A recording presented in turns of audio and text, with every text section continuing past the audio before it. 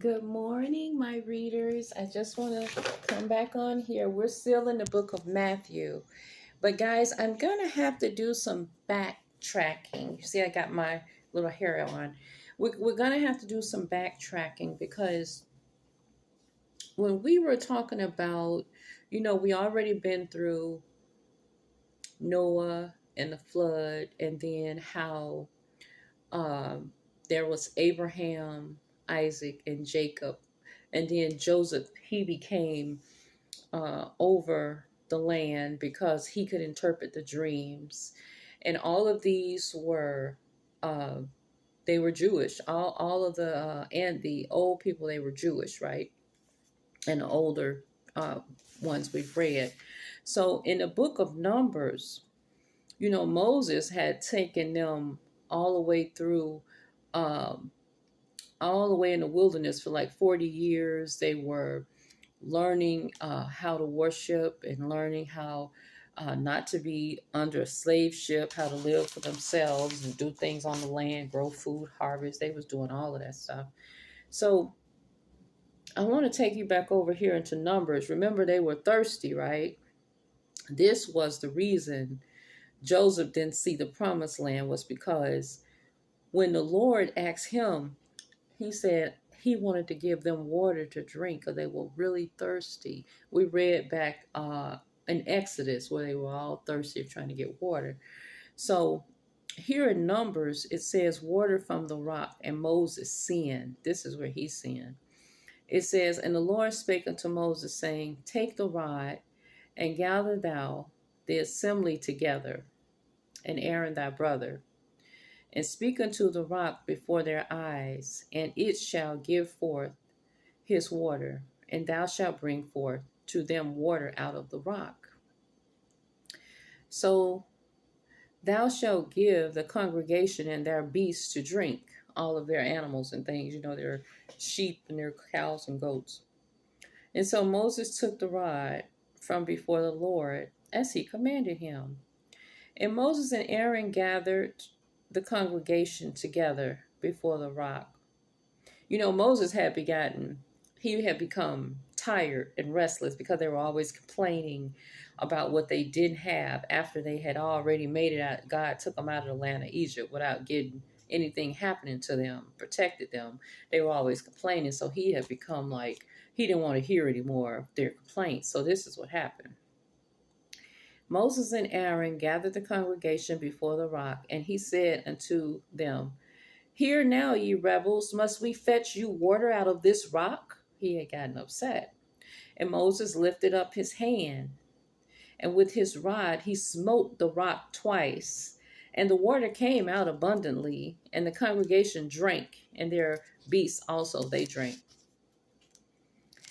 However, and then it says down here, it says, at Kadesh, the people resumed their murmuring about lack of water and rebel against Moses and Aaron because of it. They were angry at them. They again lose sight of the plan of God and are caught in the misery of the moment. God commands Moses to take the rod, gather the community, and speak to the rock. Then it will bring forth water. For unknown reasons, Moses instead takes the rod, gathers the community, speaks to them with a hasty and passionate voice, and then strikes the rock. So in other words, he let all of his anger and his steam and his hostility out before he smite the rock, as though it was something he himself was given the ability to do. It had nothing to do with him. Just like he was using Aaron for a mouthpiece, the Lord had him there for a reason. And he took all of that into himself and said, must we do this? In other words, sluggishly, he was tired. He was tired. He was really tired of hearing all their, he wasn't happy at that point about what he was doing. And so there are two things that Moses and Aaron get wrong. The first is their unbelief. And the second is a lack of obedience. Believing is not just mentally agreeing with God. It is actually doing what God says. The consequence of their action is severe.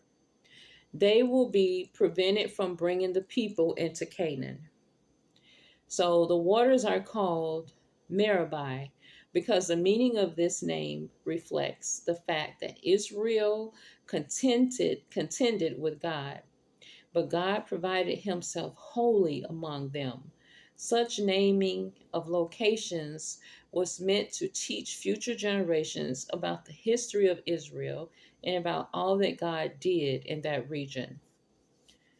Okay, so it's called Meribah. God did a lot in that particular area and in that land. Now here it is up here in Numbers 12. It says 20 and 12. It says, "And the Lord spake unto Moses and Aaron, because ye believe me not to sanctify me in the eyes of the children of Israel, therefore ye shall not bring this congregation into the land which I have given them." This is the water of Meribah, because the children of Israel strove with the Lord, and he was sanctified in them. And Moses sent messengers from Kadesh unto the king of Edom.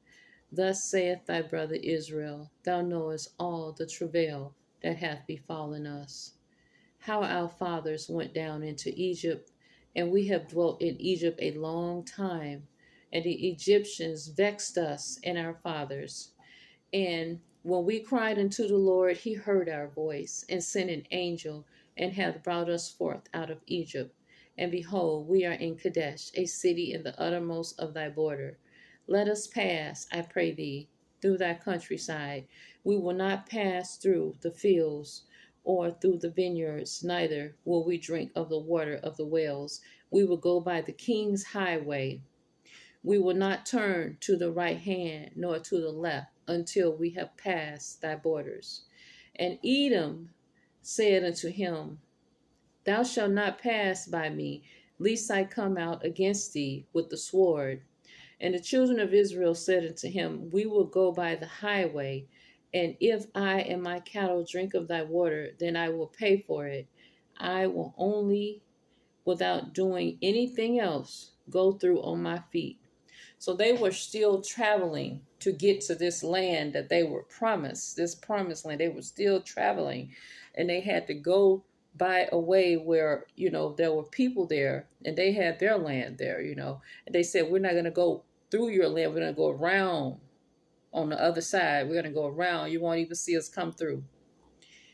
And he said, well, I don't want to see you. If I see you, I'm going to have to kill you. I'm going to have to kill you and your people, And so, thus Edom refused to give Israel passage through his borders.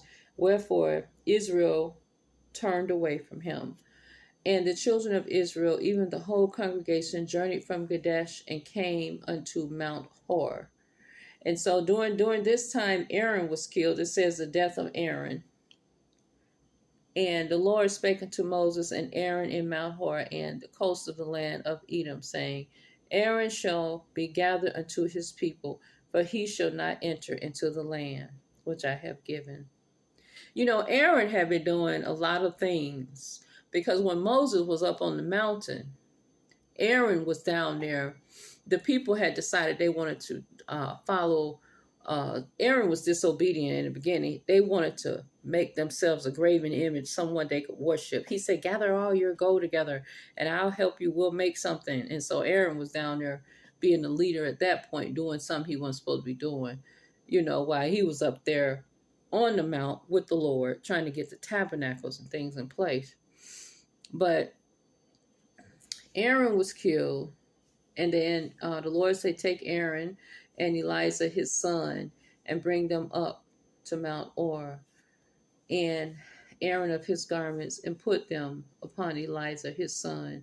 So Elijah his son took Aaron's place, and Aaron shall be gathered unto his people. So it says, and Moses stripped Aaron of his garments and put them on Elijah his son, and Aaron died there in the top of the mount, and Moses and Elijah came down from the mount. So he died on the top of the mountain, Aaron. And when all the congregation saw that Aaron was dead, they mourned for Aaron 30 days, even all the house of Israel. And now in Numbers 21, Israel, it says, Israel vowed to the Lord. It said, so Israel was constantly going up against. They had to keep going through different lands. They're trying to get to their land, which was promised to them. Okay, and they had victories. They had Israel had a victory over the Amorites, saying, "Okay, let me pass through." So they would go through different places. They would have to fight their way through these territories, some of them. So they would have to come up to battle when they was coming through these different areas, trying to get to where the Lord promised them that they could be, you know, a land that they were promised.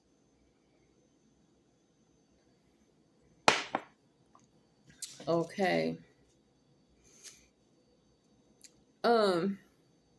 It's so many things in Numbers, guys, that I really wanted to read to you, but we're all the way in the New Testament. We should have just went straight through like we were going Exodus and just went straight on through.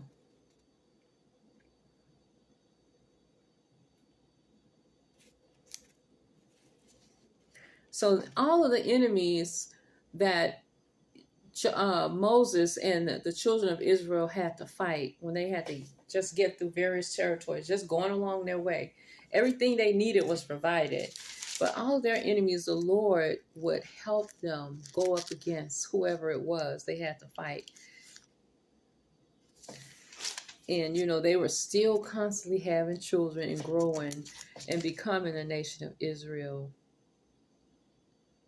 And the Lord in the book of Numbers, he was still, you know, order of offering, showing them how to give an offering and how to do different things. But my main thing I wanted to talk to you about was David, because, you know, Jesus was from the lineage of David, and everybody spoke about David. So I wanted to come back to read to you, see, Judges. There's so many things that we have to read. We're going to come back and read those in the fall.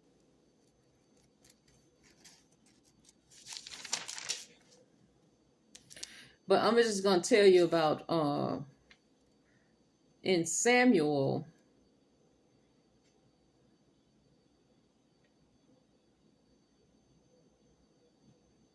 In Samuel, the Lord sent me to anoint thee to be king over his people, over Israel.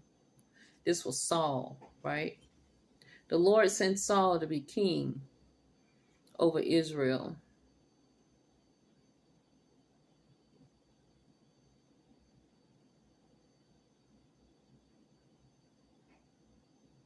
And then he said, this is Saul's incomplete obedience. He says, thus saith the Lord of hosts, I remember that which Amalek did to Israel, how he laid wait for him in the way when he came up from Egypt.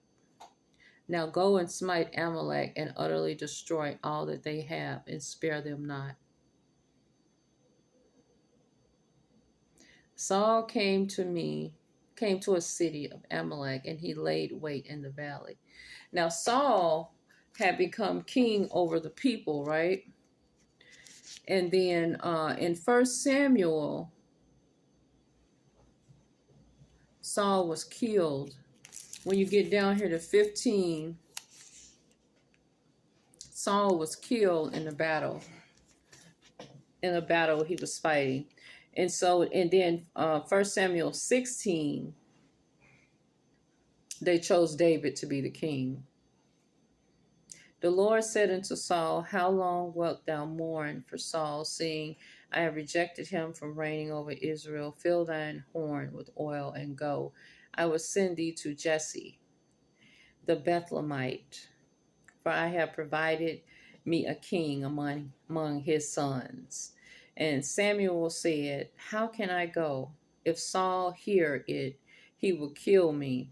And the Lord said, take an heifer with thee, and say, I am come to sacrifice to the Lord. And call Jesse to the sacrifice, and I will shew thee what thou shalt do. And Samuel did that which the Lord spake, and came to Bethlehem.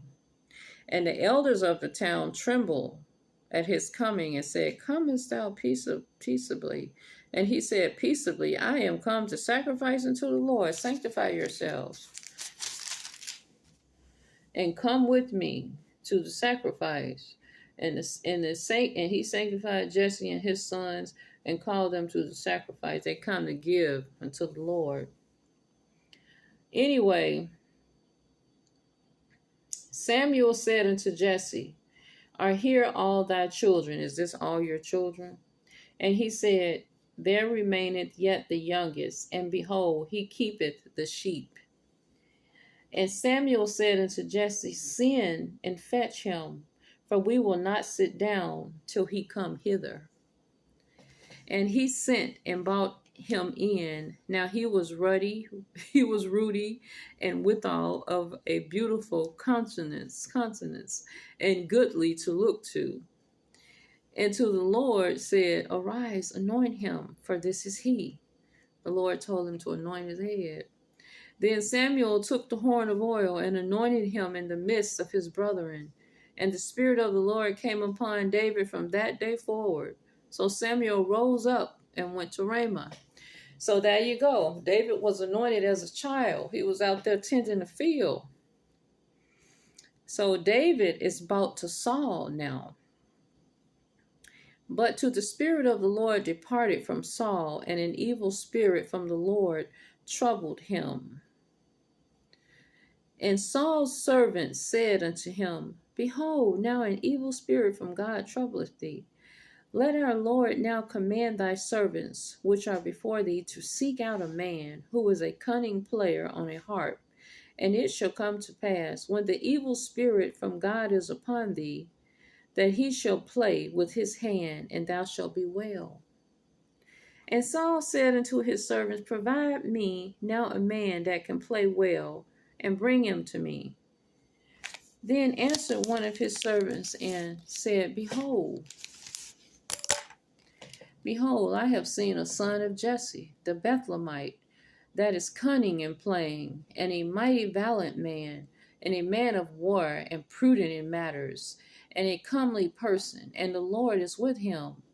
Wherefore Saul sent messenger unto Jesse, and said, Send me David thy son, which is with the sheep. And Jesse took an ass and laden, and bread, and a bottle of wine, and a kid, and sent them by David his son unto Saul. He sent it to Saul.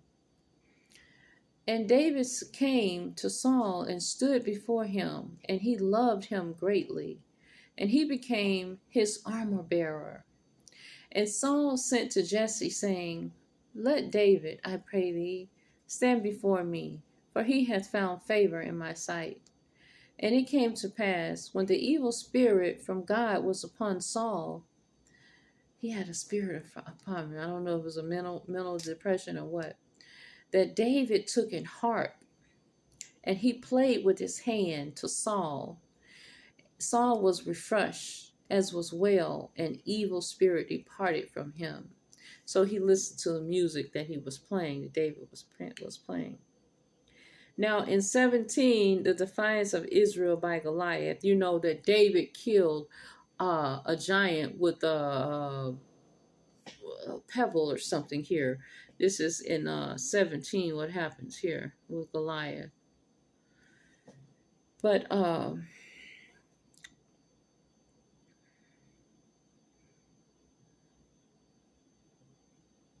giant, he came. David killed a giant in 17. The Philistine gathered together armies of battle and were gathered together. So David was the victor over killing a giant in 16. What we find out about, it says, and here it is, David victory over Goliath. What we find out about David is that he was a great one to battle with. He was a great one, like he could battle and win any type of battle. So David ended up being so special. Of course, he was special because the Lord told Saul, he said, I want you to go and get this particular person. And don't this remind you of when Joseph was thrown down in the hole, but yet he was pulled out of prison for something he was basically falsely accused of and then set up on the throne? Here's David. David's going down the same way of Joseph. And he's in the lineage of Joseph. He's going down the same type of route. But he was nice to look at. He could play the harp, and he was great in battle. This is David. David becomes the king here. If you keep on reading. And it says, why 5 stones for David battle with Goliath? It says several explanations help us understand David's minimal but adequate preparation for history. Most famous confrontations. A successful first shot may have drawn out the Philistine warrior, and David wanted ammunition until his own reserves arrives. Goliath armor bearer might have required military follow through, or David was preparing for prolonged fighting, dodging the heavily armed giant while preparing him with shots. We don't know David's thoughts as he marched out of Israel trenches, but his preparedness was more in the faith he carried in his heart than the stones in his pocket, in his pouch. Facing powerful adversaries requires a big heart more than a big weapon. Nonetheless, David was not presuming a magical first shot. He did not think he would have a magical first shot and that it would end the contest. Who knows? Perhaps David was as surprised as anyone that one shot was all he needed. Amen. So he went against this Goliath and he won with one shot, a slingshot. And that had to be the Lord, right? One shot and he kills a giant. Okay, so let's just keep going here.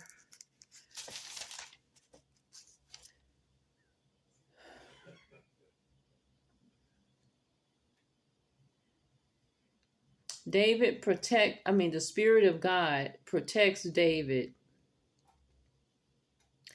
David has to flee.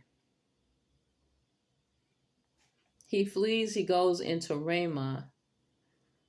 And Saul sent a messenger to take David. And when they saw the company of the prophets prophesying and Samuel standing as appointed over them, the Spirit of God was upon the messengers of Saul, and they also prophesied. And when it was told Saul, he sent other messengers, and they prophesied likewise. And Saul sent messengers again the 3rd time. They also prophesied. Then went he also to Ramah and came to a great well that is in Situ. And he asked and said, where are Samuel and David? And one said, behold, they be at Noath in Ramah. Amen.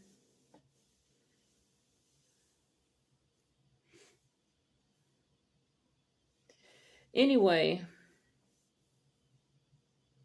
when you get over here to 1 Samuel 20,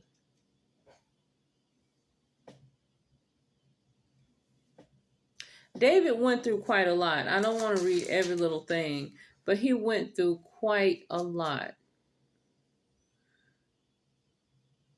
until he became king, and then he fought armies and he overcame.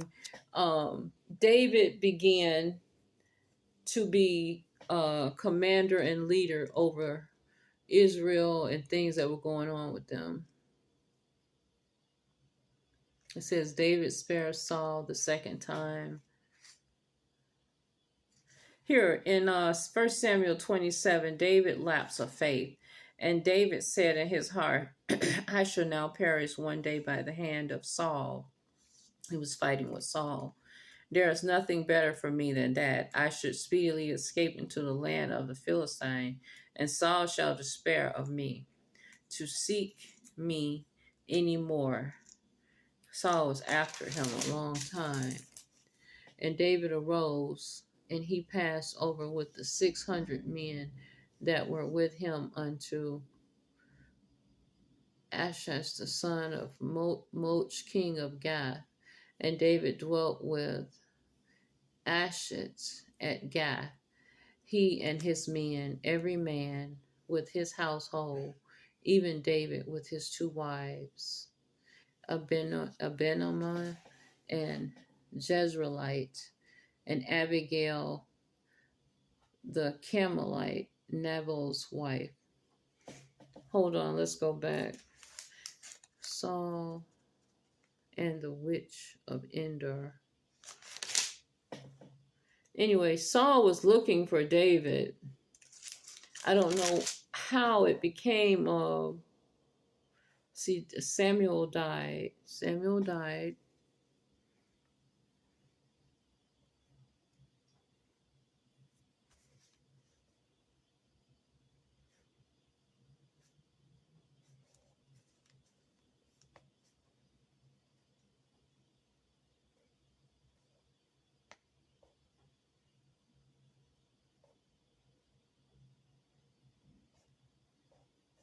They were so much looking for David, but I don't remember the reason they were after him.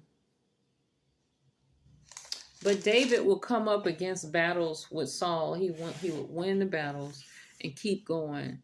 I don't understand exactly. I said now, the Philistines gathered together all their armies. Okay, we're going to take a break. I'm going to do a little bit of reading, a little bit of catching up. Because what I'm trying to bring you to is Jesus was born of a lineage of David. And we're reading in Matthew. So I was going to go back and explain some things here about David.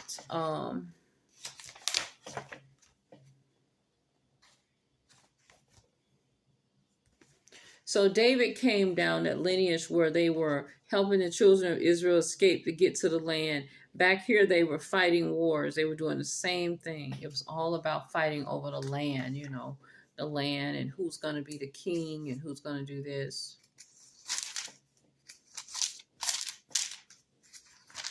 So this is, I want to put David into my outline somehow because he is of the lineage of what we were studying.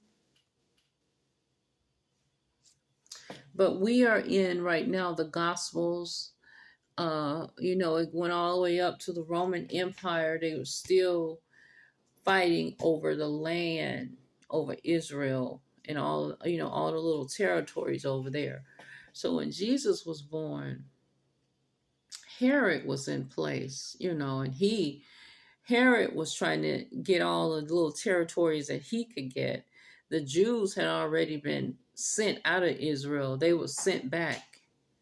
But now, when Jesus came, the Jews were starting to go back over there into that land because that was their territory, But when they started trying to go back over there, they were being killed because, again, they did not want them to be so many of them that they would take over. This was actually their land. But